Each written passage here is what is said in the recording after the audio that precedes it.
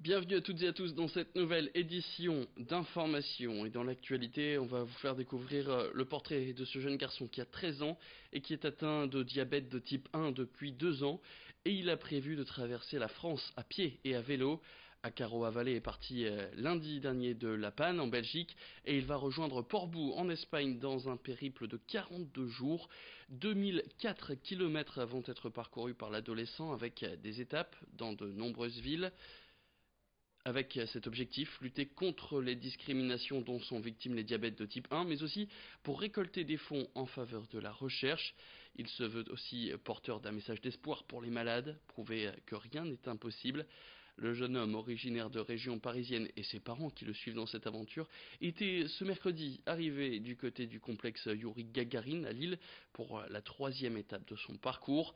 Un parcours que l'on peut faire avec lui ou alors que l'on peut suivre sur sa page Facebook. Le jeune garçon qui répondait aux questions d'Idil Gunay. Message d'espoir et de solidarité par rapport à tous les malades, pas que le diabète. C'est vraiment tous les malades qui sont dans les hôpitaux. Il faut leur donner du courage et il faut qu'ils reprennent confiance en soi. Tous les fonds qu'on va prendre dans notre association seront reversés soit à la recherche, vraiment la recherche fondamentale, donc pour guérir la maladie, pas juste pour la soigner, et aussi par rapport au matériel des enfants diabétiques qui n'ont pas accès à des soins meilleurs qui ne sont pas encore remboursés, ou alors à des projets sportifs de diabétiques. Une bière du Nord dans les locaux de l'Assemblée nationale, pourtant habitué à servir du vin.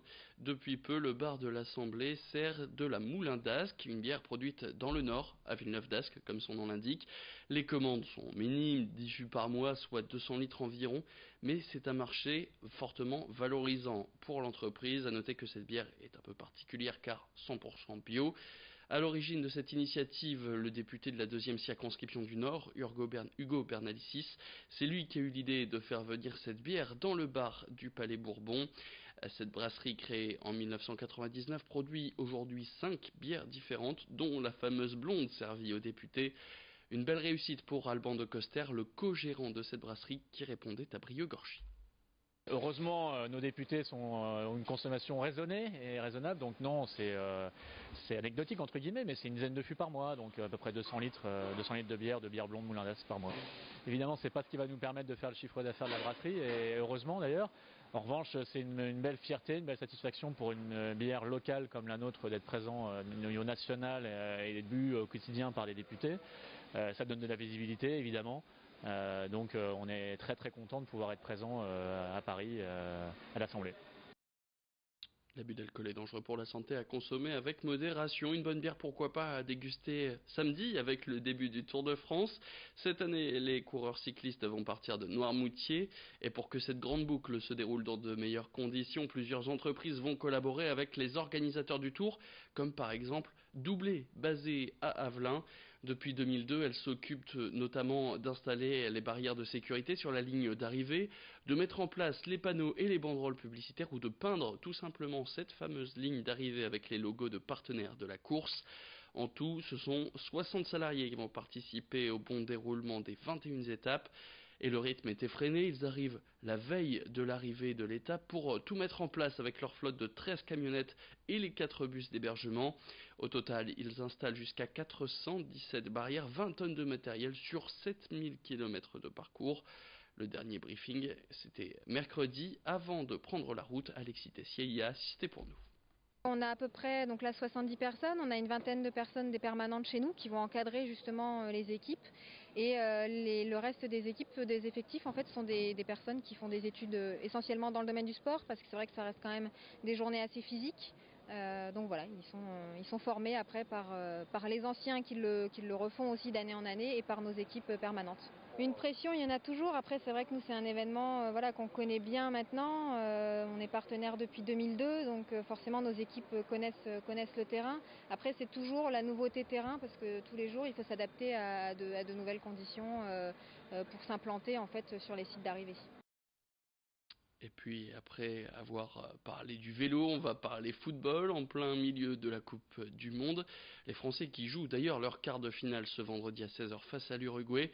et des supporters qui attendent déjà le coup d'envoi avec impatience, et ces soutiens se font de plus en plus variés, à l'image par exemple de cette chanson que vous avez peut-être déjà entendue après Johnny en 2002. Cette année, c'est Cyril Hanouna qui a réalisé une chanson parodique appelée On va la pécho, évidemment pour parler du trophée final. Plus d'1,5 million de vues pour cet hymne que les fans de l'émission de Cyril Hanouna connaissent déjà par cœur. Mais le saviez-vous, elle est due à deux artistes nordistes. Yann Brunissen et Stéphane Chenu sont deux des collaborateurs qui ont créé cet hymne. Dans leurs locaux à Tourcoing, les deux hommes se sont spécialisés dans l'enregistrement en studio.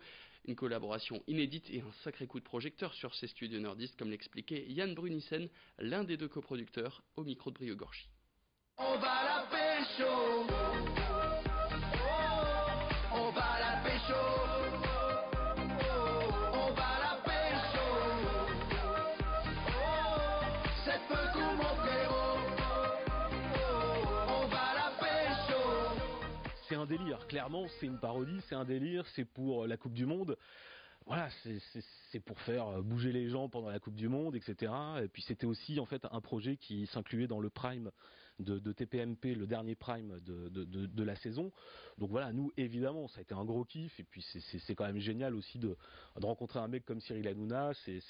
Et puis bon, on a été, voilà, on est passé devant certains prods parisiens qui étaient sur le coup aussi. Donc bon, bah, voilà, nous, petite structure lilloise. Réussir à damer le pion à des Parisiens, on est toujours content, ça nous fait plaisir quoi. Et puis en bref, avant de se quitter, les 198 salariés d'Armatis, basés essentiellement à Ouascal et Arques, l'ont appris cette semaine la décision du tribunal de commerce de Lille qui est donc tombée. La société spécialisée dans les arts de la table a été mise en liquidation judiciaire. C'est la fin de cette édition, merci à toutes et à tous de l'avoir suivi. Tout de suite, vous retrouvez vos prévisions météo. Retour de l'actu tout à l'heure dans le prochain quart d'heure.